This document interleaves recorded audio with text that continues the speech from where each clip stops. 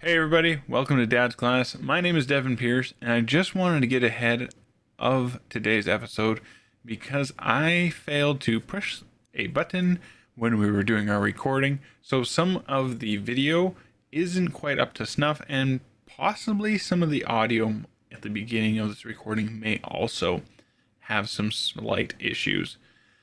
Sorry about that, guys.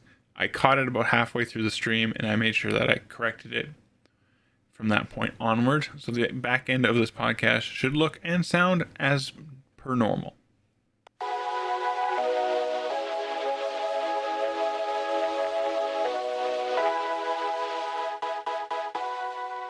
Welcome to Dad's Class.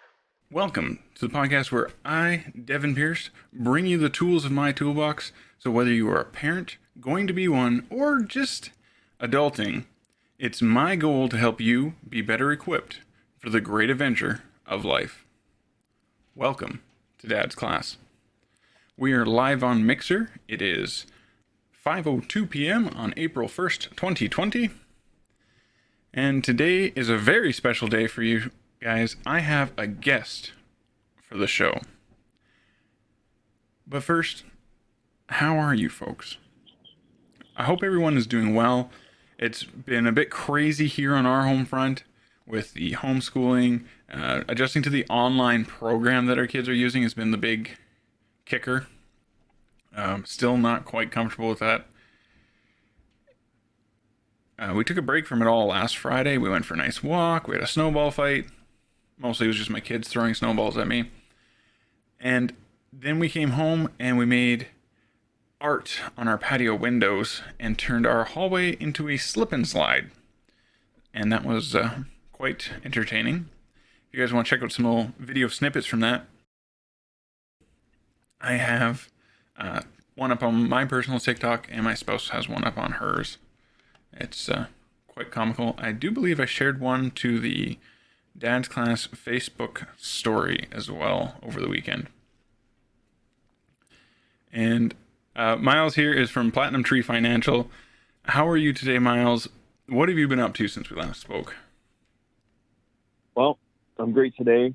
What I've been up to since we last spoke? Well, today was launch day for the new website, which was just happened to be a coincidence that, we got it done at the wire last night.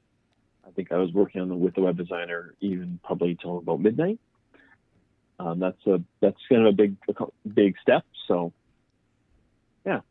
I've also got my colleague Adrian Belcourt. He's also part of Platinum Tree Financial. It's actually his company, and he's on the line with us today. Adrian, would you like to introduce yourself? I'd be delighted. First of all, I want to say to Devin, he's having way, way more fun with snowball fights and wall art than I am during this little pandemic.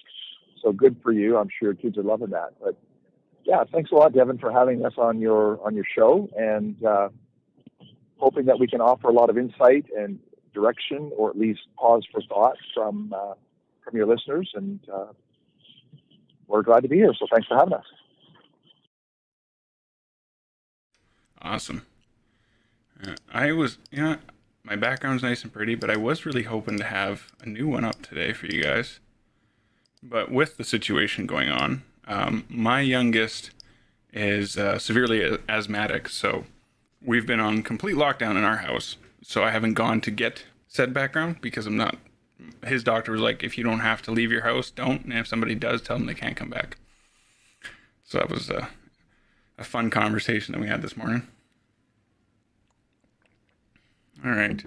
So since the last class here on the podcast, which was back on March 25th, where I helped share out various resources that Alberta Health Services Mental Health Division has made available for people during this pandemic. There's a lot of little things about helping you deal with stress, and especially helping deal with the stress of parenting now that everybody has to spend all day together. And a little bit on helping your kids understand what's going on in the world. So if you haven't checked that out, guys, go check that out. I feel like it came across pretty well, but, gotta toot my own horn. The website blog was shared by the Geocaching Bloggers Guild. Specifically, they shared the blog I made about looking at the positives of today's ongoing situation. The Facebook page has a quick post about using this time with your kids to organize things like art supplies. Or if you have a garage or a shed, good time to get into that. Start digging through everything. If you're like me, you have about 600 things of screws. Not all of them are the same size in each bucket. You just have yourself an activity there. Then yesterday was Tuesday, so we had a Top 5 Tuesday, and we talked about trying to inspire you guys with fun ways to wake your kids up in the morning. If you haven't gone and checked those out, it's quick, it's easy, and it's just good for a little chuckle. I gotta check that out. I don't have kids, so see if I can add something to that list. It is, it's fun. All right, so today's class, before we get into today's class, I just want to take a quick moment of everybody's time, as I'm going to probably do every week, guys, so I'm sorry for annoying you, but that's just kind of how it works. We have our ongoing Extra Life fundraiser. All the finances raised by that fundraiser go towards the Edmonton Stollery Children's Hospital. So if you have a moment in your time, you have some bottles you're going to take in. If you're allowed to take in bottles, I hadn't thought about that. Are you allowed to take in bottles right now? Maintain your social distancing. They were canceled today or yesterday. Maybe when this is all over, take your bottles in. Some of you might have an excess amount of bottles after this is all over with. And donate that to a good cause. Send the money over to the Edmonton Stollery Children's Hospital by supporting our Extra Life fundraiser. Links, of course, are in the descriptions of everything.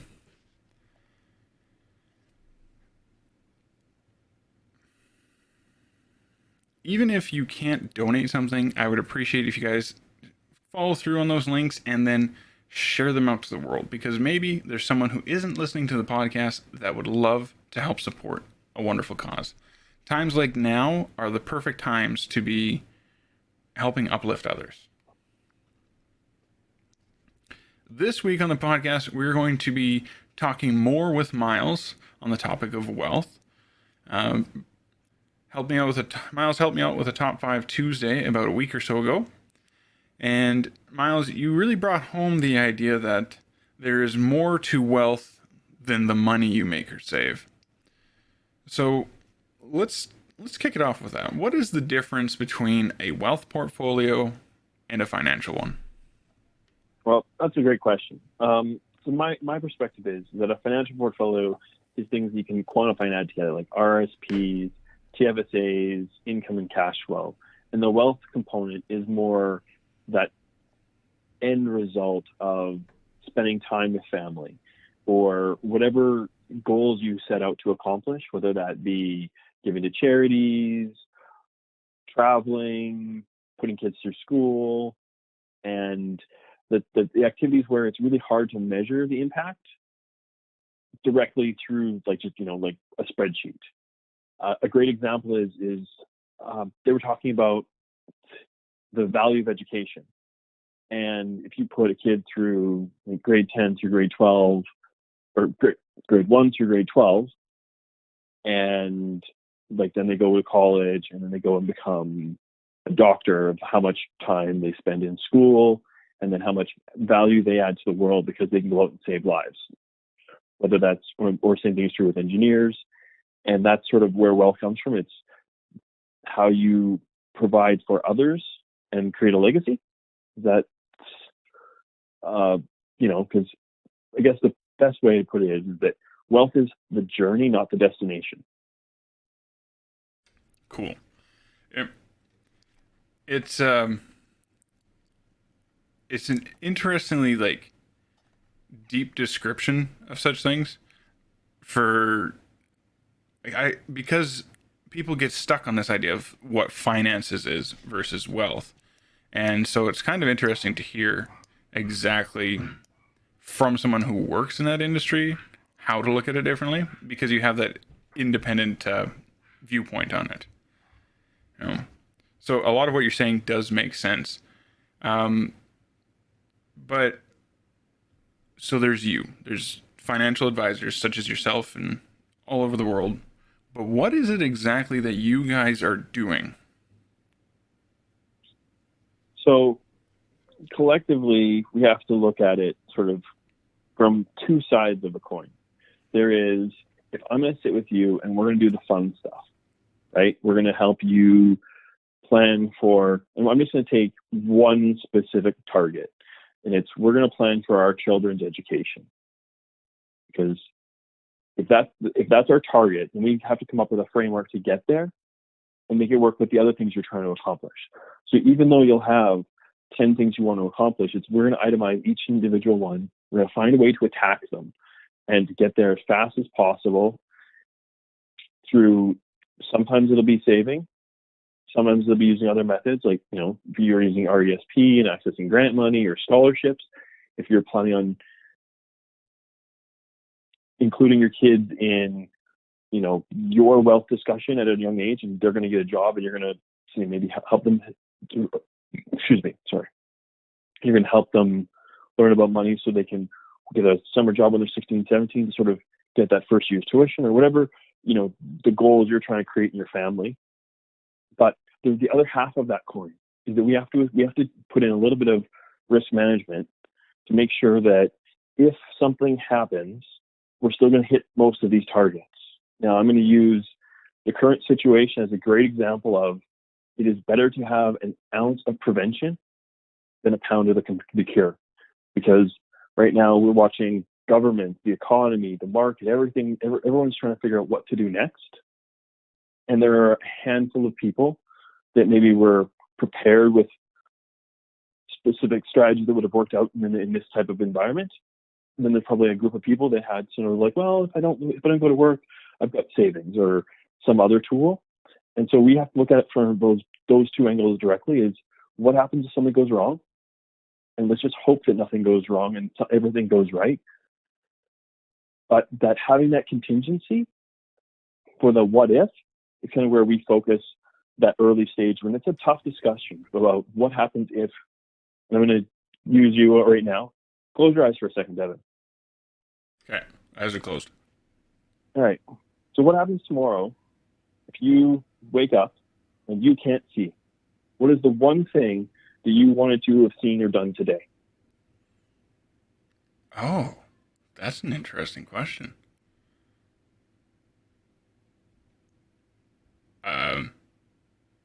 Well, I'm going to regret not learning Braille. See, that's in this case, that's sort of an impractical, preparedness. Yeah. The chance of you going blind and needing to learn Braille in advance is low. But maybe American Sign Language, that's something you might use if you were deaf or mute. But so in the financial world, we plan for these things a little bit differently because there's a whole gamut of probabilities that, chance of this happening is that. We kind of, take a big picture at, we were both scaffolders for a while. Yeah. And scaffolding is considered a high risk thing because you're working at heights and all these other variables, working at gas plants, and you get kind of, put into one bucket. If you're a doctor and you're a surgeon, then you need to protect your financial future differently, because what happens if you break a hand and you're off work for a year and you can't, perform surgery again? We have to kind of balance that need to each individual situation. All right. So for people who are listening to this podcast, watching it on the YouTube replay, or however they come about it later after today's live recording, what is it like? When we were bouncing back and forth, you had mentioned finding a true mission statement, right?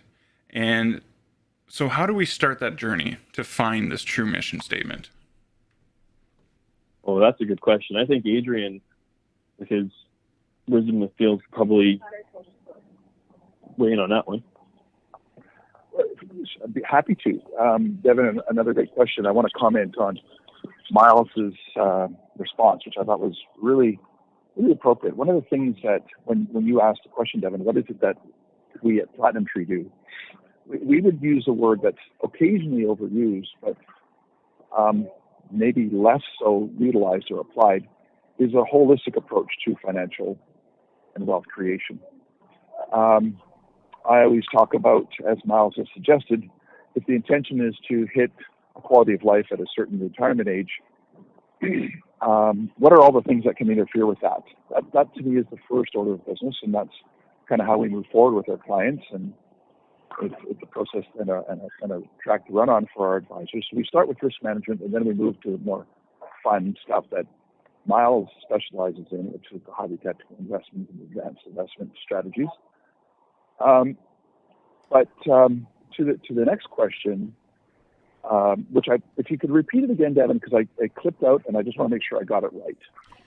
So just in our conversations, Myles and I had talked about finding the true mission statement to kind of pick your target when you're starting to plan out your finances and figure out what you're doing. So I'm just kind of curious what the first steps are towards finding your true mission statement and, you know, those first steps towards taking a journey with a financial advisor. Okay, so that's kind of what I thought you were asking. The first answer that comes to mind, oddly enough, is it doesn't matter what you plan on, you're probably going to miss it. Meaning, will you have articulated clearly exactly what you want, what it's going to look like, how you're going to get there? Probably not. But maybe to the point, we're going to try to identify what are, you know, the fundamental goals. What are the things we're trying to accomplish? Let's set those out there. And as I indicated earlier, then we begin to discuss what are the things that could interfere with getting there, right? What are those uncontrollable events? Because we look at the world from two perspectives. There's the uncontrollable events, things that we cannot predict or manage. And then how do we respond to that? And then those controllable events. And the controllable events is, well, assuming everybody's healthy and we're all contributing to our retirement plans, we can set up an RESP program, we can set up an emergency cash flow program, we can set up a retirement plan, all those things we can control. But things we can't control, those are the things that tend to undermine and become that fulcrum point, that inflection point of either a really great retirement and experience or not so much. And so to answer the question is, how do we establish the vision? We just sit back and say, what does it look like? What's your end in mind, to use a Stephen Covey reference? What does it look like at the end? Where you know, who's in the room with you? What are the conversations you're having? What are the opportunities and experiences that you've had? What are you giving back to those beside you and, you know, beyond your current experience? And that becomes a nice kind of a legacy discussion to say, you know, what does this look like for you? And then we kind of engineer it a little bit backwards. I don't know if that's the answer you're looking for, but that's kind of how we do it. I'd like to actually build on that a little bit. So one of the things that I do in my process is really good discovery up front. So if you say, I want to pay for my kids' education, and I'm just going to use that one as my example for this whole interview. You like that one, I've noticed. Hey, it's a dad's channel. You got to work with the product. But it's, if you say, I want to pay for my kids' education, I'm going to come back to you with a question and be like, well, why don't we show the kids how to pay for their own education? And we give them the education on how to self-fund and bring them into that conversation as early as possible so they understand the value of what they're getting with education, of financial literacy and education and financial empowerment and that age of understanding, so that when they go to school, they are really invested because they have a stake, they put some money in. Because if we show a kid how to fish, rather than just giving them the free education, they're going to put so much higher value on that. And they're going to realize that, you know what, I'm not going to take basket weaving, I'm going to take a business course. Even though I don't think I need an economics course or a business course, I think it's a good tool to have in the future. Like right now, I think coding is considered a second language. Cell phones are considered a drug. So we have to really think about that positioning. Yeah, no, I agree with that. That's bringing in the teaching someone to fish analogy. And that definitely rings true for a lot of people and how a lot of people feel towards things, but they don't necessarily follow through on that. You know, people talk about it, but they don't necessarily do that. So that seems to me like a nice nice segue for our next little comment here, Miles, from our show notes is, what are some of the common challenges that arise in your work? Oh, this one I could talk about this for a long time, and I think biggest ones, financial services is a very complicated industry because you've got market, economy, stock market, and all this jargon. But realistically speaking, it comes down to you meet with an advisor, they listen to you, and they figure out what you need to solve your problems and to avoid, potential problems. And then you dial that down and be like, okay, because we can't do everything all at once. A lot of this is incremental. We're going to spend a little bit of time up front, sort of getting on the road and, piecing it together. Because sometimes, and this is kind of leads into my second one on this line, is that a lot of times it's debt that kind of is in the way of, well, we'd love to start saving for retirement, but we've got all this debt, whether it be mortgage, credit card, or car. And so I like looking at that sort of stuff and see if there's a way we can maybe make it more efficient. Can we borrow against, depending on what the situation is, we got to really see what tools we already have in place that we can use. Because I read a statistic, I'm not going to try to quote it, but the majority of Canadians don't utilize financial advisors to their full capacity. Like right now, they should be calling them and being like, hey, what can we do? How can I do this? Because some people are going to be further along their financial journey and will have assets that maybe it makes sense to use in this crisis to get more assets. Like the ultra wealthy, they're probably sitting there thinking, you know what, as this crisis plays out, I'm going to buy more stocks, or you know what, maybe I'll buy more real estate, or I'll buy something because they have the money. And the people on the other end of the spectrum, they're just trying to figure out how to keep their house.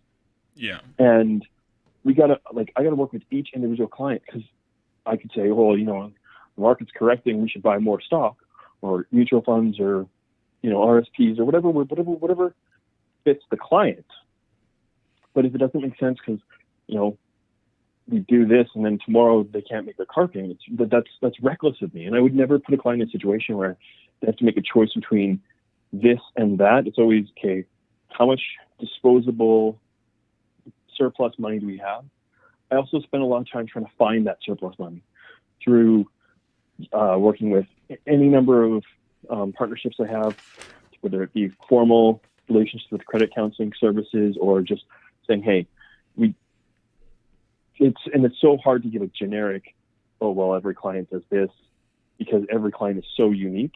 And that's why I just spend so much time in Discover trying to figure out what's the first thing we can tackle. Mm-hmm. Yeah, I believe in our show notes here you had mentioned how a lot of your first early time is establishing smaller meetings to flush out the big long-term projects, and then also as a progress checker to make sure that you're being kept accountable to the goals that you set out with your clients. Oh, yeah, that's huge. I think that inside the industry, there's no real good metric to measure a financial advisor, because I'm going to say that a lot of financial advisors don't want to say, well, how much money do you want to have in your portfolio in 5 years as like a hurdle, or as like, hey, if I miss this, I'm doing a bad job. And to me, I think that is super empowering. So I can go to my client and say, like, we are not on target, and we figured out why. There's a lot more time to take that really good data of, okay, well, we thought we were going to get to here, this is what we modeled out, but you know what, you had that incident, we had to use some of this money, so we're a little bit off target. And it's not because I'm trying to cover my end, it's that if you're accountable, that, if I sit with you in the first meeting and be like, how many millions of dollars do you want to have in retirement? And you say to me 1, I say, why not 2? Yeah. Yeah, and that's it's no different than intermediate achievements in, say, a video game, where you get some.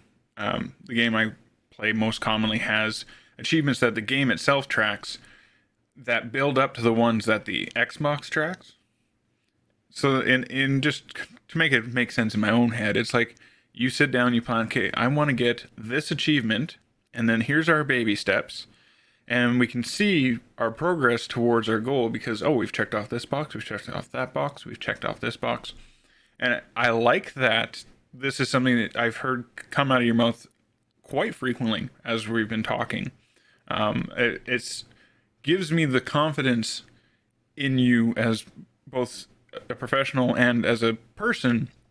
And I think that really speaks volumes to the types of services that people should be looking for in your industry.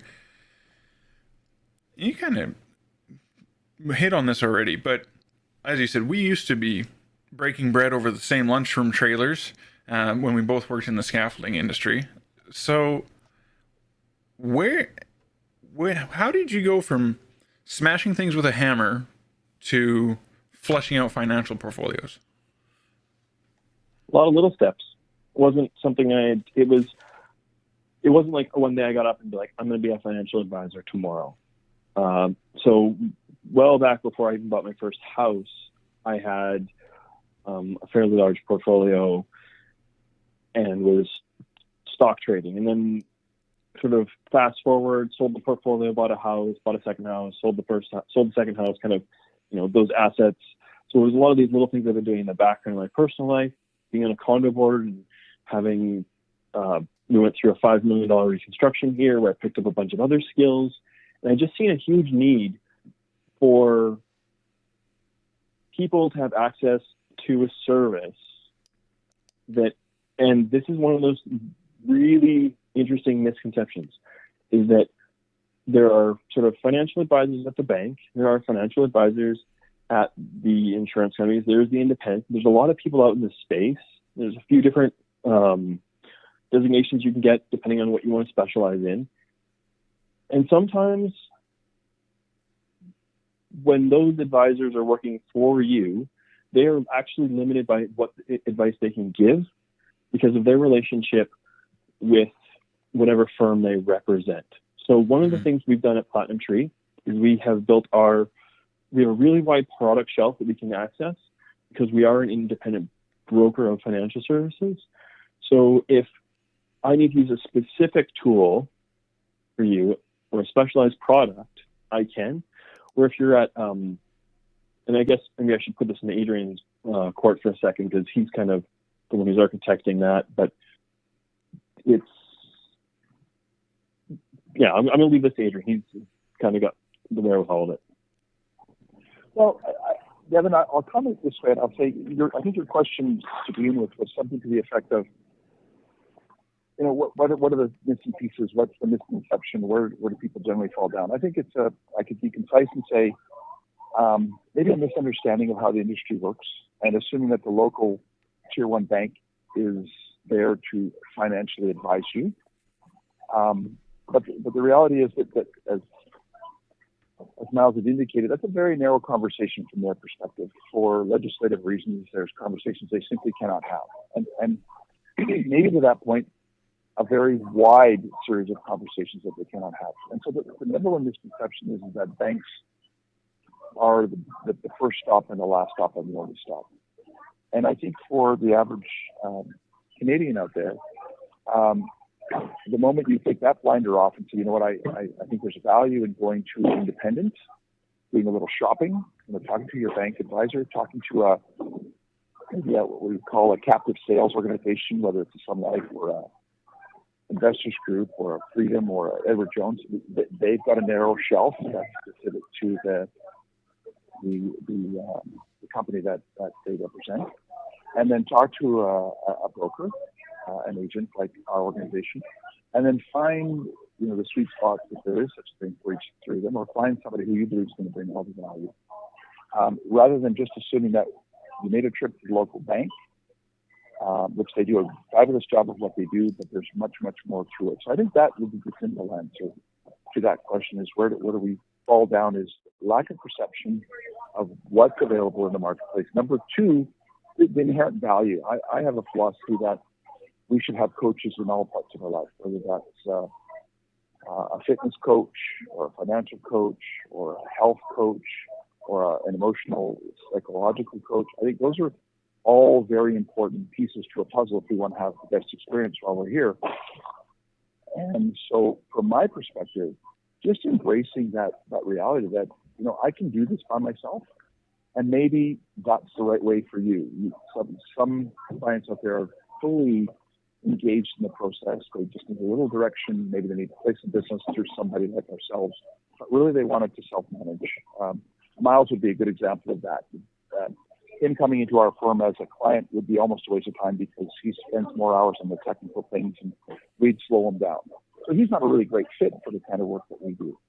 But we certainly can give him other pieces to the overall puzzle that he would not be able to put in place. And so the ability to recognize that there's much, much more out there. And then secondly, that a coach adds that to the point you two gentlemen made, a discipline, an ongoing, structured, disciplined approach, because you don't run a marathon in the Olympics in the first week of your training, and you don't retire with $1 million in the bank in the first week of your investment. Those are incremental. They're small steps, but over time, those small steps produce outstanding outcomes. Awesome. So, Myles, you saw this little bit of a void and how there was potential there. What was the part that made you decide that you were going to fill that void for yourself? I just seen that there was a lot of, there's just a huge amount of space between sort of and I'm going to say, you got your middle class. I'm just going to use classes because it sort of works. The middle class who can use financial advice and services, but maybe don't know who to talk to because they spend time in oil and gas, or they have lifestyle adverse choices. And because I understand sort of there's a huge amount of people that maybe would love to get started on the journey, but just don't know where to do that first step. And a lot of it is I've made, and I'm not gonna say I'm perfect. I've made a lot of financial decisions which had unintended consequences. One of the things is that I'm going to use the condo reconstruction as a huge opportunity to talk about this, because I bought a property. It was brand new, bought it from the developer. A few years later, we had to make some repairs. And I spent probably as much as I would have spent on a college university making repairs to a building that I owned, just so that I could continue owning it. And so if you put that in perspective of a house, I spent about 25% of the value of the house making sure that it still had walls. And you were going through that when we were working together. You're still dealing with that. Yeah, well, we went through that for about 5 years. Yeah. So one of the issues I have there is that I kind of seen that even though I did all of my due diligence, I went, my parents looked at the unit where, like all these things came together, and it's like, yeah, this is the place I'd like to stay. It went bad. And so that's sort of how I got into this idea of, all right, I don't want to have any direct risk. I want to make sure that if I'm doing something, and I'm going to say this one, I'm going to go to saving for retirement, I have some of the key components there. And so I'll talk a little bit about some of the risk management I use, is that I have a critical illness policy. So if I'm unable to go to work for any reason, I can lean into a business, and they will give me some money so that I can continue, paying my mortgage and doing all those things while I have time to heal. And that's one of the reasons why I got drawn to risk management and investments collectively, is because if we take every dollar you have and invest it, you end up in a crisis with a very small crisis fund. And every dollar we take out of that is a dollar that comes out of whatever that fund was intended for.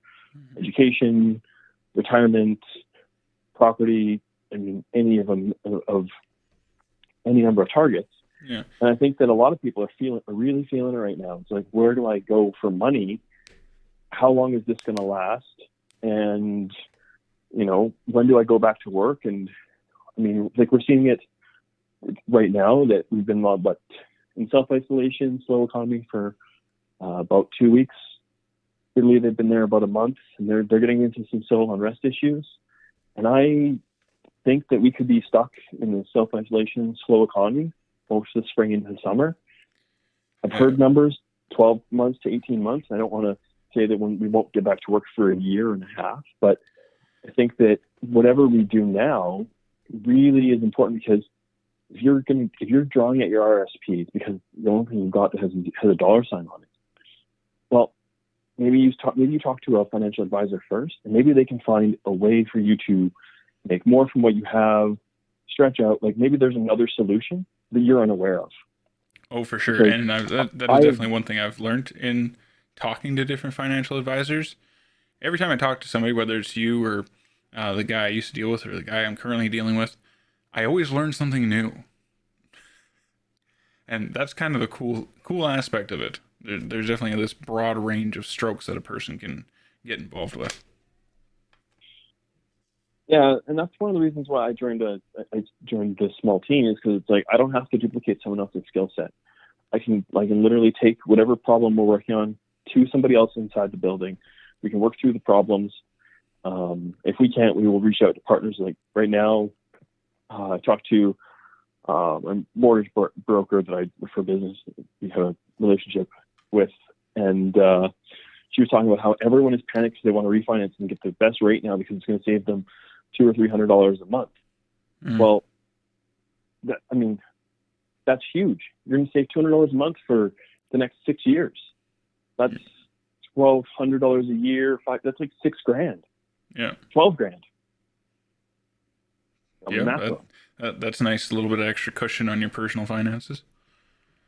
Yeah, and so a huge part of the financial architecture is actually having more, keeping more tax strategies, where we're using RESP, RIF, RRSP, or any of the big tax deferred or tax preferred type investments. So if we can get in there and make more money with what you already have, or spend less, have less going out and improve your cash flow, and then we direct those handful of dollars to the meaningful pursuits you want. That's the ultimate goal. Sometimes it's $10 or $15 could be the difference between like if you are $5 short for like 6 months, that adds up to a stressor in your life, in your relationships with your family, with you're trying to figure out how to solve that. If you're that close to zero and we can just find you $5, that is really meaningful amount of money. And I've done that for clients where it was about like threading the needle of it was a little more than $5. I think it was about $50, where we could kind of get their budget back in shape where they were actually spending within their means. Yeah, so that actually is a nice little segue for my next question I lined up for you, Myles. With all the different types of knowledge and all the different types of people that are out there, and this passion that you've shown for encouraging people to use services like yours to find those little bits of money and put them to work better. Even if it's not you, like you don't care if people come to you, you just want people to make sure that they're getting all the information that they can and finding an advisor to assist them. But to recognize all these toolboxes and using the tools of a financial advisor, which yourself, you said the statistics on it are pretty limited.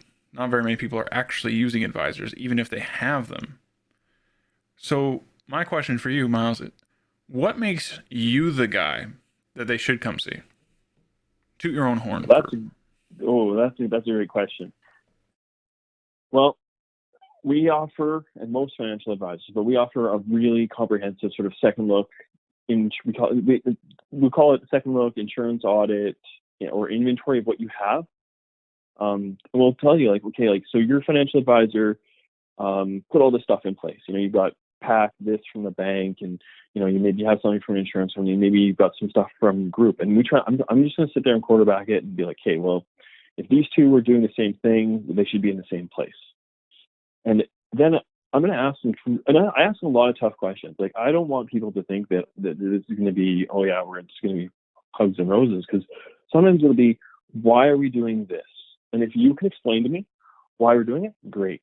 If you're like, well, because someone else said we needed it, then it's like, okay, well, let's talk to that person and let's see why they think you needed it. Because maybe when they, 10 years ago when they put this stuff together, it's like, oh, well, we had kids that were 10 years old and we need to have life insurance until they were into college, and then we don't really need as much in the mortgage. So maybe there's an opportunity to take that capital and repurpose it, keeping that financial plan that you may have started earlier and that you need to update. So the biggest thing is right now, I would say that every single person who has a financial advisor should contact the advisor they have, and if they want a second opinion, contact me. We'll take a look at it. I'll give you a second opinion. We can probably do it over a phone call, a couple of emails, and I can ask you questions. And if you and I don't want to say if you and your advisor can defend it, but if everything in your plan makes sense, you'll feel a lot more confident. Where somebody like me or Adrian or someone who is sort of independent of your current situation just takes a fresh set of eyes, because I have more than one accountant for this reason. Every 3 years, I take my taxes to a second accountant. They look at it, and if they see something like, oh, well, you could have claimed this differently or a deduction, and the every 3-year accountant is more expensive than the every year accountant. Mm-hmm. If they see something, and we go in and we can amend those 3 tax returns, and I can go and get more money back from the government. Yeah. Because I believe in second opinions. I'm not always right.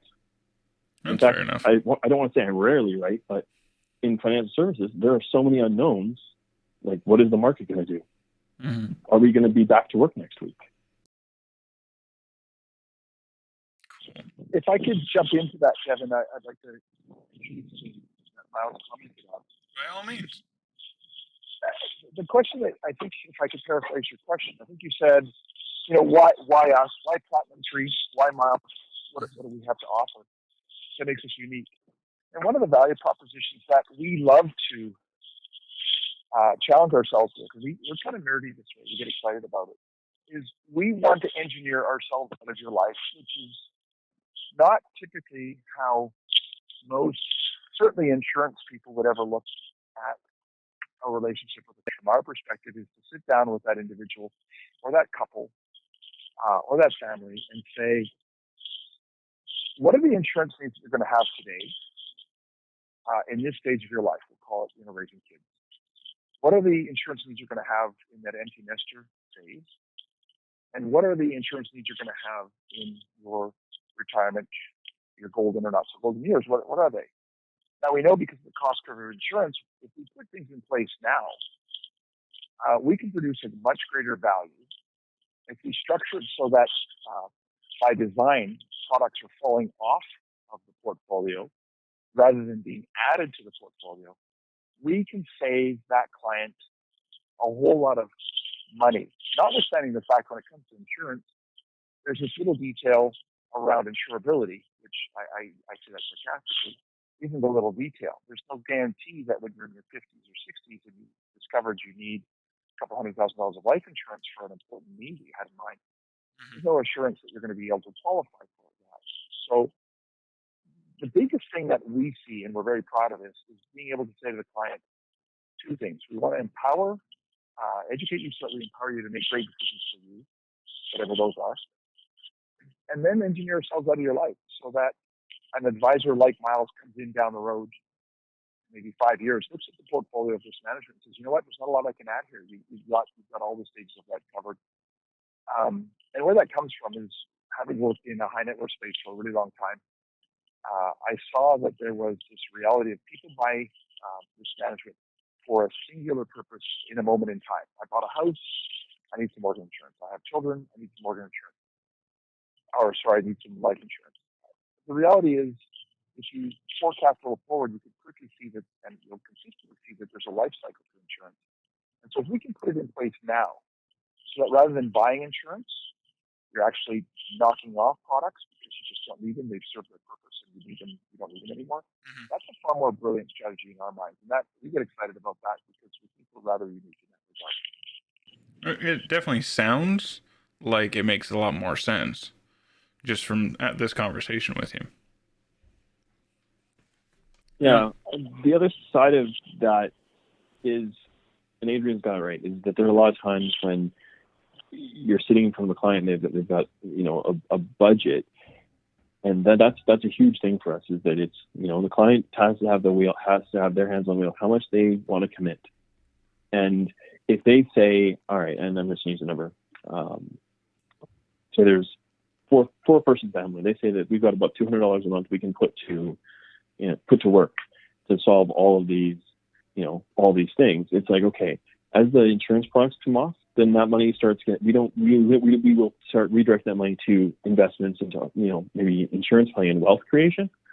So when you have the highest need early on, as that monthly premium that you're paying or whatever contribution you're doing, which should increase over time, but as that changes, we make sure that it's going into a similar product, or a different product to meet your needs, not similar, a different product. And then the other side of that is, I am huge on the age of understanding of when you should teach your kids about wealth. And I mentioned it earlier, and I genuinely, I don't know what the youngest age where you should start teaching kids about wealth is, but I definitely think it's young. Well, maybe when they're teenagers. We kind of broke it down to our kids here with the fact that they're home now, full time, and we're like, they were asking for this, they're asking for that, and we're like, well, how about this? Let's sit down, and we dug out toy coins that they happen to have, and we ran through a daily activity. Let's just break it down to you guys how it works, and we went through. Basically, if they wanted to do anything, they had to give us a coin, and if they wanted to have a coin, they had to do something for us. After about 5 or 6 minutes of doing that, my son looks at us and goes, I don't have enough coins. And we're like, yes. And actually, you still need to do 2 more activities to get caught up for how many coins you spent, because we've lent you coins that you don't actually have.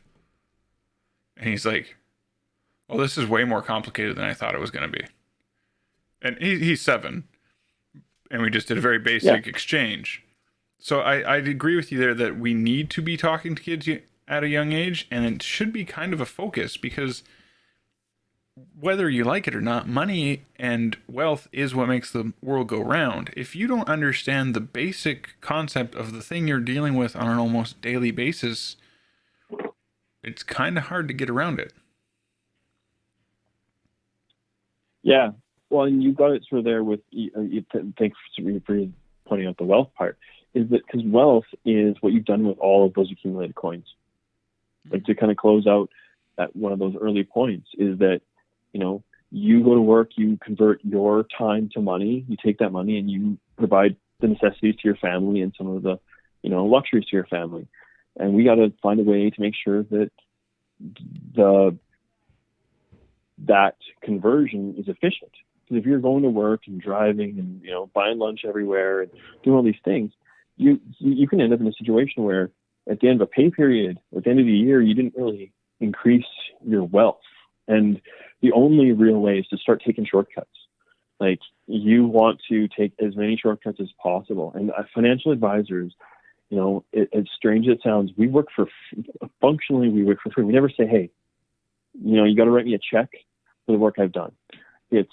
We put together a plan, and we get sort of compensated for some of the pieces we put in there. But if I do debt consolidation work with a client, I don't get paid for that.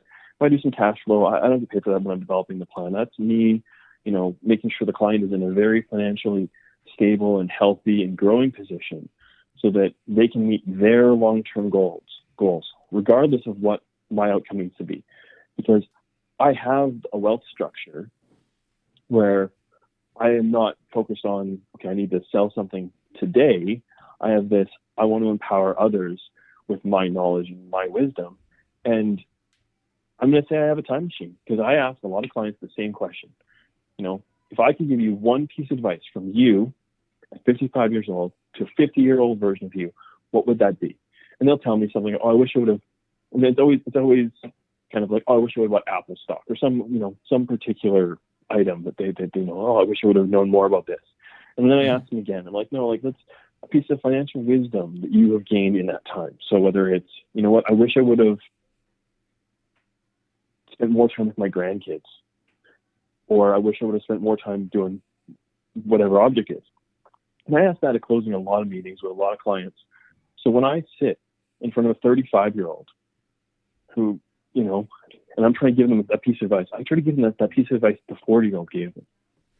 And if I'm sitting with a 50-year-old, I'm not giving a piece of advice to a 60 or 70-year-old. So I'm only trying to shorten that break for about that 5-year period where they can kind of see it, but they don't know about it. So I see myself as a person that facilitates that transfer of wisdom from one family to another where they don't know each other. And then the other thing is, like, I could literally go into someone's house with a 10-year-old kid and be like, here's how you're going to manage your money for the rest of your life.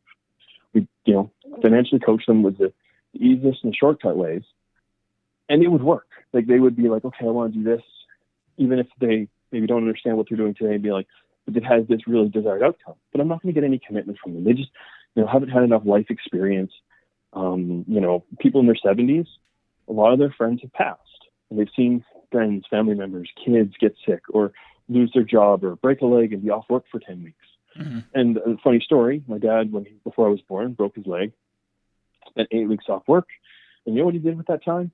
He made a Christmas present, which was a dishwasher box full of popcorn with a T-shirt hidden in it, and then gave it to my uncle at Christmas because he had nothing but time to pop popcorn. So he did something productive. Yeah. But I like that story. So Myles, I have to say, obviously with having some experts in the room, and you did kind of touch on this a little bit earlier, but what do you think the future is going to be looking like here over the next year or so? Oh, so the next year is going to be tough, given the economy is completely flatlined. And I always love to talk to my clients, educate my clients how the economy and the stock market are not connected. And one of the things that we're witnessing right now is to see how far those things are apart. I think that, you know, there are some jobs and businesses that are not going to come back online. And I think that that's probably apparent to a lot of people because they don't have income. The government's trying to give them money, but they can only do that for so long. We're going to need some real steps in terms of the, and I don't want to say the government, but private industry. I'm going to use, you know, some of the biotech businesses that are working on testing, treatment, quarantine, masks, any of that stuff. Those guys are starting to ramp up production. So that's like the first sort of wheel that we need to get moving, is moving production from overseas back to domestically so we can control the supply chain. Beyond that, that's sort of my 1 year sort of how, and that can, there's tomorrow someone could come out and say we've got a vaccine or a treatment that is totally ready today that FDA approved, and we can, and that cycle gets shortened up and we can be back at work in 30 days. But beyond that, there's actually something that one of the reasons why I asked Adrian to join me on the call was to talk about the future of financial services from the perspective of the client, the regulators, the government. Because in my opinion, is if people our age, between 20 to 35, aren't accessing financial services now and figuring out how to get that ball rolling, that in the future, it may become more of a luxury good or an option, but realistically, it's a necessity.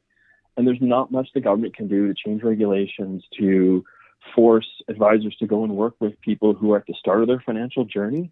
The only people that are going to be in that space doing it are people that want to be there, and people that have a passion for helping out the people who are at the start to get them. Because in my financial journey, I know I'm going to have to bring on a lot of clients, and we're going to have to work through all of that. But I'm only going to get rich, and I don't want to say get rich, but I'm only going to get rewarded with wealth if I create wealth for others. They like the work I did, and they tell others. Because I want to spend my time helping people. I don't want to spend my time trying to find people to help. And if you have a good financial advisor, tell everybody, even if it's not me. Or, because you're in Whitecourt, it's, more than an hour's drive. I would gladly come out and help you. But there's a local person, so when you need to do something that's like a little thing, they're there for you. Like if it's a family friend, ask people. Anyone who's listening to this, is ask your parents who they use. Because guess what? If your parents trust them and you go talk to them, yes, there are some privacy laws and some issues in between. But if your financial advisor knows you're someone's kid and they know kind of what the plan is there, they can help build your plan either to mirror that or shadow that, or it's like, okay, well, I know these clients are leaving a trust for the grandkids. So then they can help leverage what they already know, but without talking about it, and sort of say, well, this and that, like, and help build a more holistic plan because they're using multi-generational knowledge. Mm-hmm. That's something I've. You got one last thing I want to add on that. Oh no. Okay. Then we got a public call this, but is one thing I said to my parents last year, and they were not happy about, but they realized I was right. And I said, I don't want to hear your guys' directives or wills or execs or any of that stuff for the first time from your lawyer. Like, talk to me about why you're making these decisions. Be really upfront about some of these things, because we all know we're going to get there. Mm-hmm. And I mean, my parents are in their 60s, so I mean, there's a lot of, I'm waiting probably a decade for that conversation. I'm just like, I'm ready for it. I don't want them to think that, they have to pretend I deal with this all day, every day. I'm like, I'm not going to tell them what to do. I just want to understand it. And that's a fair question that people should be asking. I know for myself, it's pretty straightforward. As long as my parents still like me, I'm good to go because I'm an only child. It also means that I'm looking after everything when they do go. And another thing to be talking with people, whether it's talking to your own spouse even, is not just about making sure that you have all these things, all your ducks in a row, your wills and your planning and such, but making sure that everybody's on the same page about it, as you said, and that it's updated. It's a living document. You don't want to forget about it as things change. I need to update my will. I've needed to update it since my youngest was born. He's not on there. Not even mentioned in there because he wasn't born yet. My parents updated theirs when my dad got sick. But you shouldn't wait till you have to do it. It should be something that you're consistently looking at doing, setting dates to remind yourself to keep it up to date. That's one of the things I've learned over the years. Yeah, and part of that, because you're talking about all these things have to come together. I think a friend of mine who's in his 30s, and he's in real estate, he actually recently bought him and his wife bought their plots where they're going to be buried. And right now, he made a joke to me because I knew he was in the industry. He's like, do you know how many steps there are between when you expire in your bed and when they put you in the ground and all of your assets are dissolved? He's like, there's 100 steps. Or 95 or whatever there is, because the executor has to sign this, and there's so many complexities there. And people don't realize how many moving pieces there are. And having a will, having, the resources in order to resolve that available so that, okay, I got to hire a lawyer. I don't have to borrow my own money. I can use someone else's money. I can use, this decedent to piece this all together. It helps eliminate and shortcut a lot of those steps. And I know that it's a tough and grim conversation, but it's, if we plan for it today, we hope it never happens, and we just keep it on board. It's like, okay, we just update the will every 5 years or anytime something major changes. And then you go to a lawyer and they just amend it, and it's good, and you're done. You're good to go again. So. Alrighty. Well, Myles, as you did note, we are running fairly long here, so I'm going to move on to my favorite part of this because I get to hear my daughter's voice. Question of the week. And that is the question of the week. As with every episode, folks, I look forward to hearing your feedback. So please rate the show on your favorite podcast app. Leave a review there. Give it a thumbs up on YouTube. Give it a thumbs down if you don't like me. But that's okay. I'm a big boy. I can take it. Leave comment under the bridge where all the trolls live in the YouTube comment section. And Myles, I was hoping that maybe you might have a conversation starting question for us this week. Ooh, a conversation.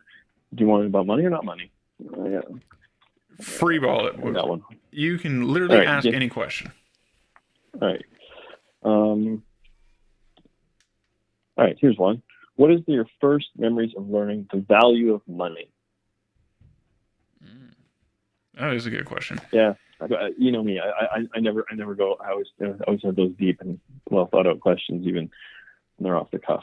So I do have something else that I would like to. It was in my last email. Was we are having a giveaway right now on our website. Mm-hmm. Go to platinumtree.ca and sign up for our newsletter. And we are giving away some gift cards at the end of April. Anyone who enters between now and April will be eligible for the April draw. We have another one in May and June. And then we have a grand prize draw probably in the summer after we have more information on what's going on with the current economic situation of what maybe the prize and the value of that prize will be. But yeah, anyone who signs up is eligible to enter all of those, including yourself. So, yeah, that's awesome. We're going to try to probably have a weekly communication on that about little tips and tricks and trying to help people stay in front of some of this. Yeah, and then, thanks for having us on the show today. Not a problem, Myles. So again, folks, that's platinumtreefinancial.ca. There's a sign up for a giveaway. There's a newsletter, and they're going to be giving away some different prizes throughout the next couple of months. And then, Myles, you have a Facebook page as well that people can find you at? Yep. We've got a few of those. I don't have the links handy. I probably should have had them. However, I will have those in the show notes for you. That's not a problem. And all that stuff's on our website. Awesome. We put it so there's one place for all those links to exist. There's lots of great information on there right now. I think we've got articles for everyone from business owner. Like I don't want to plug the website. It's got so much valuable information, and we're launching all kinds of stuff there now. So, and if anyone wants to book a call with us, there is a booking link on there. The phone numbers, contact information. So awesome.